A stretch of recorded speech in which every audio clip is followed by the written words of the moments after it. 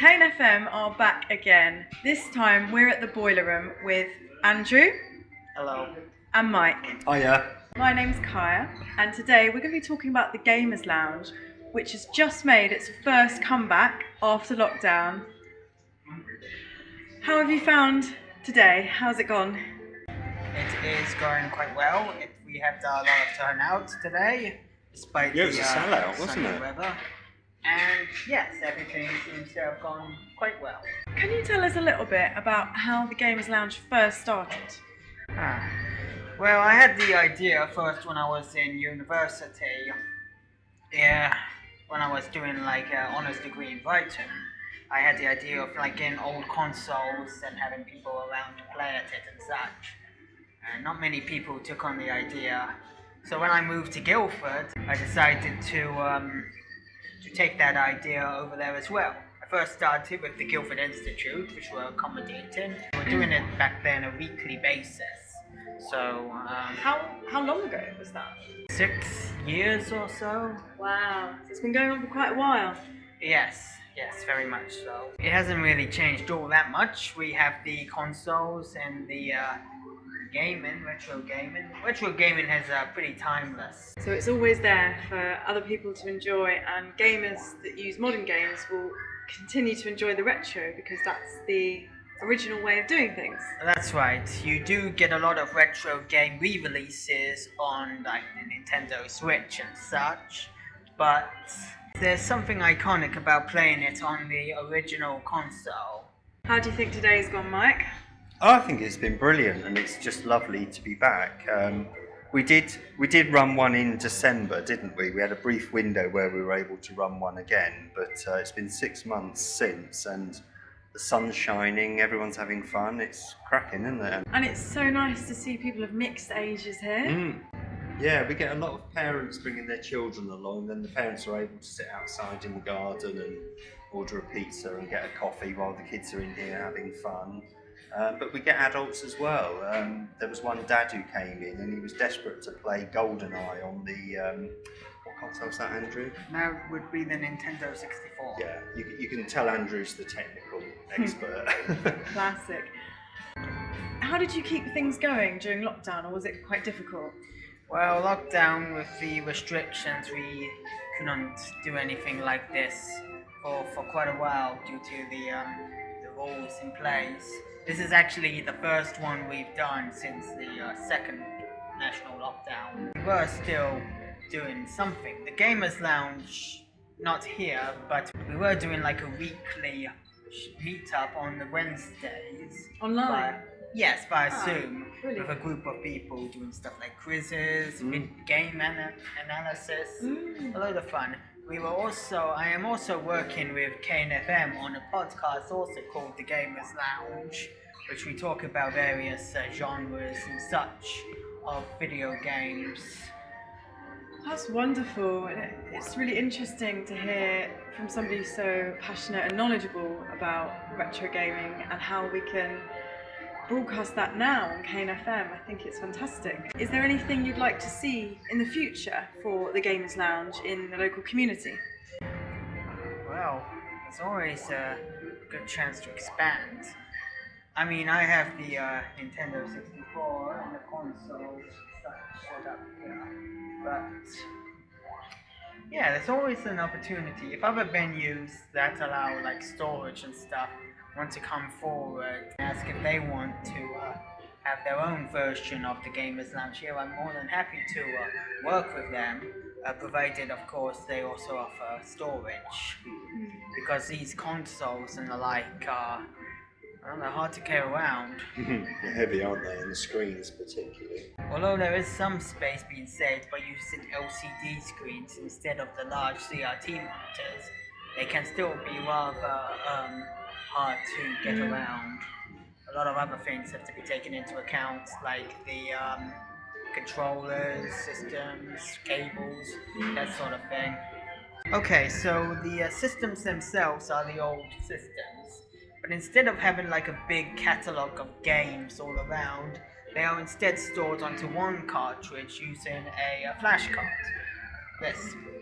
This is an old card. This is a 64 drive, but there is other ones called the Ever drives. And how they work is that all the games from all the cartridges have been extracted to a single file called a ROM, read-only memory. And these ROMs are stored onto an SD card with other certain special software and are placed into the top of this flash card. The flash card is then put into the Nintendo 64 here. This system acts as like an interface for the SD card. So when you switch it on, you see that all the games are now booted up here. So if you wanted to play, I don't know, Bomberman 64, it's there. And it boots up instantaneously. As you can see, a whole library, the entire catalog of this Nintendo 64 can be stored on one cartridge, and it plays exactly as it would on its original cards. Yeah. Very interesting, isn't it? It is very interesting. And I imagine this is so popular for people who use modern games now, just for the interest in gaming. And just take us back a little bit, Andrew. Could you tell us when the first console came out? That would be in the late 70s, all the way in America. They released something called the, what was it? The Odyssey, I think it was called. Odyssey. Ah, yes, the Odyssey. It was basically the first system with like interchangeable cards. Well, they weren't really cards, they were more like jumpers of sorts to play different games, different movements of the games. It was incredibly primitive at the time, you know, with just, it did play the table tennis game, which most people call Pong, due to the Atari name. And it was like, you know, you have these flippers flipping like a ball from left to right.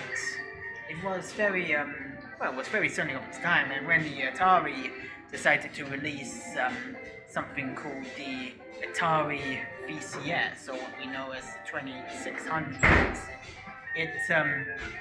gaming pretty much had a massive boom then. With all those people playing the old game cartridges and such. It might not look like much now, but at the time, it was pretty revolutionary. Unfortunately, it suffered a decline in the Western countries around the early 80s when a lot of factors, mostly down to oversaturation of games and low quality systems, the market ended up tanking for a while until the Nintendo came with their Nintendo Entertainment System, which managed to build things back up again. There were also Sega and other companies decided to enter the fray, and before long, you know, gaming consoles came back into good fashion. Now things have improved a lot since then with 3D graphics and sound and great visuals. But the original aesthetic, I feared, was lost over time due to the more mainstream acceptance of gaming. So I have preserved this aesthetic as best as I can with this retro club, and I hope people appreciate how humble and how, you know, simple when video gaming used to be, instead of all these games and downloadable content. And I'm not saying it's bad, I'm just saying it can be a bit overwhelming sometimes. With these very old consoles, you can see how things used to be played, like huge cartridges that sometimes you have to blow through to get it to work, and the very strange nature of the controllers, such as this one. So I do believe that retro gaming using original stuff. And recently, with the Mini NES and SNES, there are ways to bring back that aesthetic. Yes. And it has worked quite well. Although obviously emulation and even with the old technologies cannot pretty much defeat the original console in terms of compatibility. Although there have been, I have heard stuff about field programmable gate arrays being able to emulate the hardware aspects of a console as well as software games. So that's quite interesting to look into as well. I might actually think about incorporating some of this into the gamers lounge if demand is high enough. Well, from what we've seen today, it looks like the demand is there, and if you continued, you'll be needing to occupy several buildings in Guildford, I think. I hope so. It's very much Andrew's project, and Andrew's got a lot of ambitions for it, haven't you, Andrew? And yeah, I think we're kind of building a team because it's a big event for one person to put on. Guildford Museum are doing a exhibition on gaming because Guildford's got a very rich gaming heritage, and we're looking to work with Guildford Museum to help them with that exhibition next year. I mean, there's so many opportunities, possibly doing mini gamers lounges as part of other music events and things. But really, it's about where Andrew wants to take it, and we're just there to kind of support him and tag along, really. So, yeah. Well, Andrew, KNFM are 100% behind you, so we hope to see more from the Gamers Lounge in the future. Thank you. Thank you.